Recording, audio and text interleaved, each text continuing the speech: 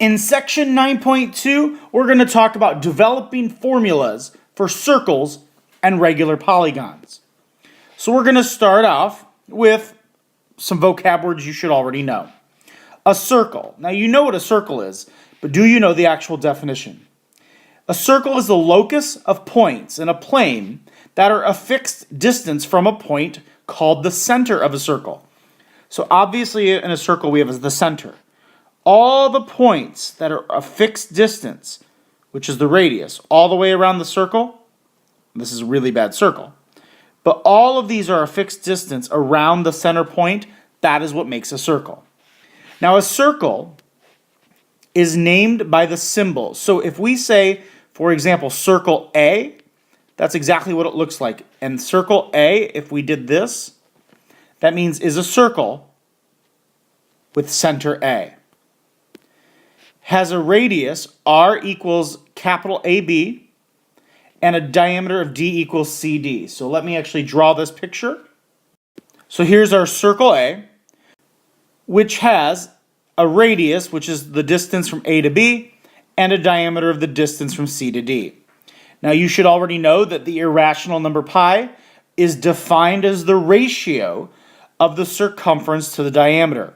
Pi is the ratio of the circumference to the diameter, which gives us the formula for circumference, which is either C equals pi multiplied by D or C equals 2 pi r. You can use the circumference of a circle to find its area.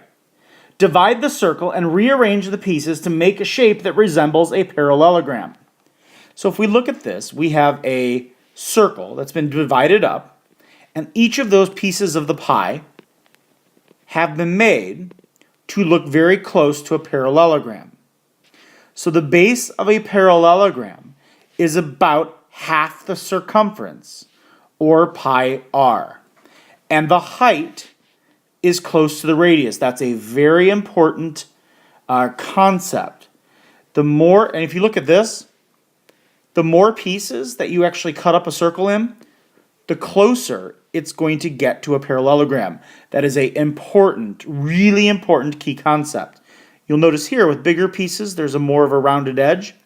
But as you cut it up, the rounded edge becomes less and less, which means the height, this is important, the height becomes more and more accurate to the length of r. Here's the formula for circumference and area of a circle. You already know this, but I'm including it in the video anyway. So in example 1, we want to find the area of circle P in terms of pi. Now I'm not sure if you've ever done in terms of pi. If you haven't, all that means is when you plug in the radius, you leave pi as pi. So in this case, the radius is 8, so we square that, so your answer would be 64 pi squared centimeters. Now in B, we want to find the radius of circle X, in which the circumference is 24 pi. Well, if we want the radius, we're going to use C equals 2 pi r. That gives us 24 pi equals 2 pi r. We divide both sides by 2 pi, which gives me a radius of 12 inches. Once again, we just use our formulas to plug stuff in. In C, I want to find the circumference of circle S, which has an area of 9x squared, pi. So we plug that into A equals pi r squared. We want to find the radius. So if you divide both sides by pi, that gives us 9x squared equals r squared. I take the square root of both sides. That gives me a radius of 3x. But now I need to find the circumference. So C equals 2 pi r. We know the radius is 3x, and that does not look like a 3. So I plug in 3x as my radius. So my circumference would be 6x pi squared, I'm sorry, not squared, just centimeters. So circumference is 6x pi centimeters. I do have one hint to give you here, and that's this. If you use the pi key, like let's say it said find the area and you didn't want it in terms of pi, the best approximation for pi is always waiting until the last step to round. So rather than plugging in 3.14, plug in pi. There is a pi button on the calculator. Here's a new concept. The center of a regular polygon is equidistant from the vertices. So here's all of our vertices. All of these distances are the same in a regular polygon. The apothem, this is your apothem. Apothem is the distance, it's this red dotted line right here, from the center to a side. That is an apothem. A central angle of a regular polygon has its vertex at the center, and its sides pass through consecutive vertices. Each central angle measure of a regular n-gon is 360 degrees divided by n, which is the number of sides. So it's this. I'm trying to figure, so here, if we look at it this way, this regular pentagon, this pentagon is called DEFGH. The center is C. Segment BC is the apothem. And the central angle, or a central angle, is DCE.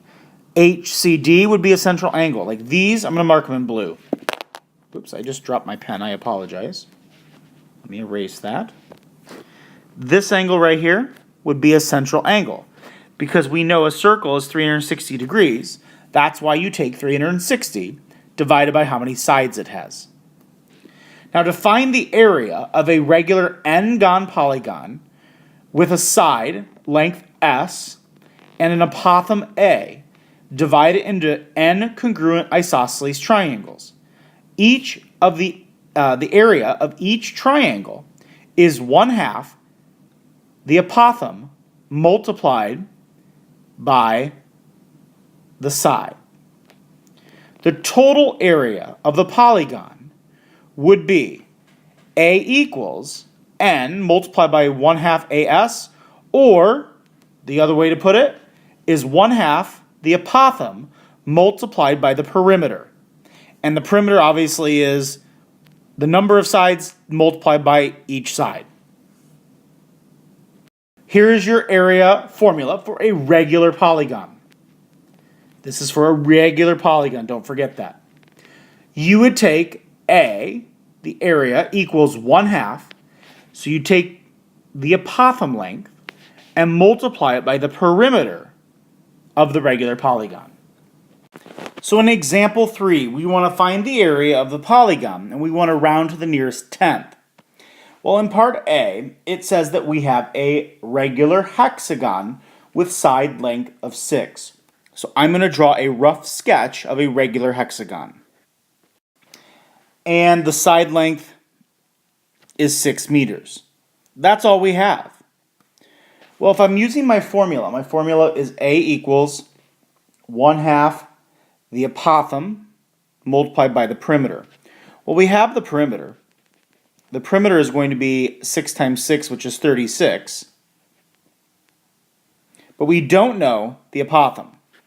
So how do you find it? Well, let's first draw a triangle.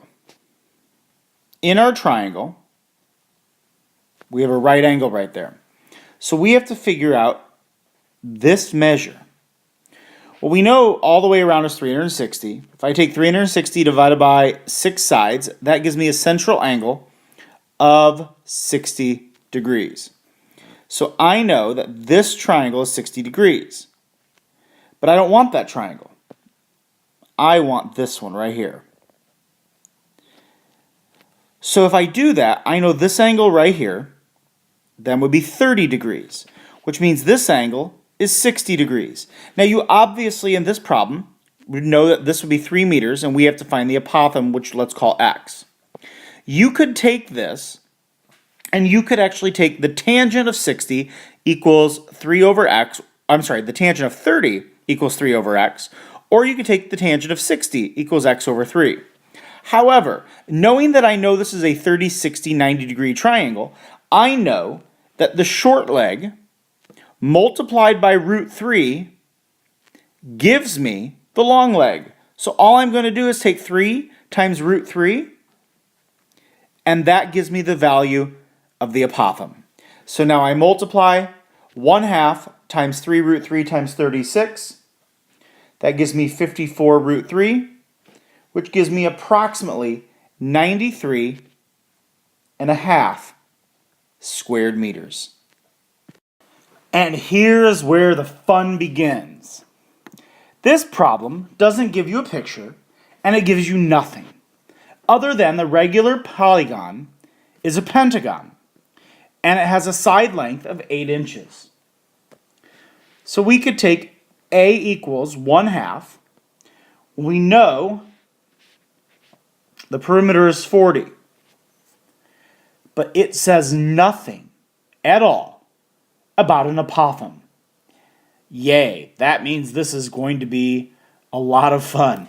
Not really, but it will require work and thought. So what do you think you're going to do here? I'll let you kind of work your way through this. What do you think you would do first? I would draw a picture. So draw a pentagon and do the best you can. And we know that we have an apothem that we need to find. So I'm going to put A here.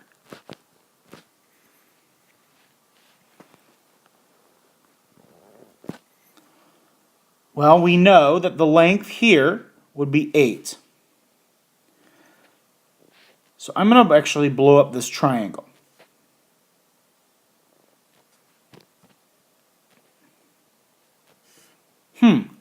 We have a right triangle. The right triangle would be or have a base of 4 if we took just the right side of this. And I want to find A. Where would I go from here, though? You would need to find an angle measure. So we know that all of these angles, no matter what they were, it's 360 degrees. If we take 360 degrees divided by 5, that's going to give us 72 degrees. 72 degrees is the measure of each central angle. That means this angle right here is 72 degrees. But I want just this angle of the right triangle. This triangle right here. Well, if I do that, I take half, so that gives us this 36. And so now we have to set up a trig ratio. So the trig ratio would be, let's see, we have opposite over adjacent. So to find the apothem, we would have to do tangent of 36 degrees equals opposite over adjacent, which would be 4 over A. But we have to solve it for A. So if I multiply by A and then divide by tangent of 36, the apothem is actually going to be 4 divided by tangent of 36 degrees. So this is what I plug in right here. 4 divided by tangent of 36 degrees. Now we're going to round to the nearest tenth, so if I multiply all of this together, I would get approximately 110 1/10 squared inches for my area. In example 4, we're going to find the area of a regular hexagon with an apothem length of 10 inches. So, I'm going to write down my formula. 1/2 the apothem times the perimeter. When we know the apothem is 10, we need to find the perimeter. So I'm going to sketch a terrible, horrible drawing of a hexagon. And I'm going to draw in 10 as my apothem. Now I'm just going to actually make this triangle bigger. It's always easy. All right. So the first thing I need to find the length of one side in order to find the perimeter. Well, I don't know much, but I do have a right triangle. So I could find this piece and then times by 2, and then I need to find the central angle. Well, I just need to find this side, but I need to find the central angle first. So 360 divided by 60, this would be 60 degrees, which means this angle right here would be 30 degrees. So I could use, this is one of a few ways I could use, it's completely up to you. I could take 30 degrees and I want to find the opposite and I have the adjacent. So that would be tangent of 30 degrees equals opposite over adjacent. That means to find x, I would multiply 10 times tangent of 30 equals x. But that would only be this piece. I need to multiply by 2. So the value of the entire length would be 20 tangent of 30. But I have 6 sides, so I would have to take 6 times 20 tangent 30 degrees. So now if I plug that in on my calculator, I would get the area as approximately, rounded to the nearest tenth, 346.4 squared inches. Now you could have also done this. I've seen people do this as well. There are many different ways you can do this. Let's say you had the 30 degrees, you had the 10 here, and you wanted to find this side. Well, we're talking about a 30, 60, 90 degree triangle. And we know from the short leg to the long leg, you multiply by root 3. So I could take, because remember, 30, 60, 90 is in the ratio of 1 to root 3. So to go from the short leg to the long leg, we multiply by root 3. So to go from the long leg, which is 10, to the short leg, I could divide by root 3. So I could take 10 divided by root 3, which if I multiply the top and bottom and simplify this radical, that would give me 10 root 3 divided by 3. That would be right there, the short side. So I can multiply by 2, which would give me the entire length, which would be one side. So that means one side here would be 20 root 3 divided by 3. I could multiply that by 6. And then I could plug this entire thing in for this. And that would also give me the same answer. And here are your 5 vocab words for section 9.2.